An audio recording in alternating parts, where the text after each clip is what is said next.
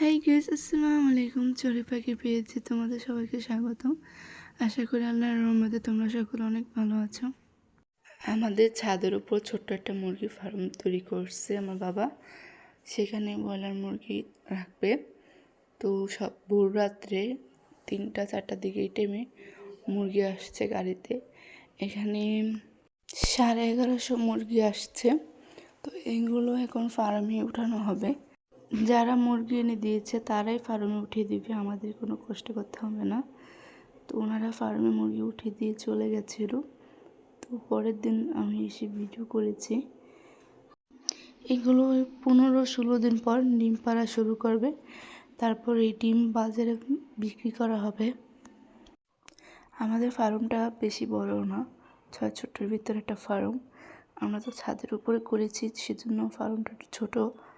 যদি বিলে করতাম তাহলে ফার্মটা আরও বড় হতো। আমি তোমাদেরকে চারপাশটা ঘুরিয়ে দেখানোর চেষ্টা করতেছি। এখানে লাইট সিস্টেম করা আছে, এমনকি ফ্যানও আছে। যে মুরগি এগুলো নাকি বেশি গরম সহ্য করতে পারে না, সেজন্য ফ্যান সিস্টেম করে দেওয়া হয়েছে। এইখানে 8টা ফ্যান সিস্টেম করা হয়েছে।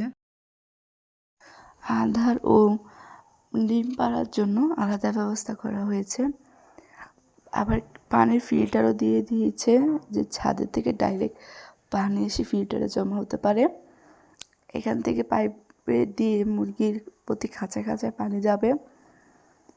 এমন নিচে ময়লা ফালানোর ব্যবস্থা করা হয়েছে। এই ময়লা দিয়ে গ্যাস তৈরি করা হবে। এই গ্যাস দিয়ে 4 থেকে 5টি সংসার ইজিলি চলে যাবে। আমি যতটুকু জানি ততটুকু তোমাদের সাথে শেয়ার করার চেষ্টা করেছি। আশা করি ভালো লাগবে। আজকে এখানে বিদায় নিচ্ছি সবার কাছ থেকে। আসসালামু আলাইকুম।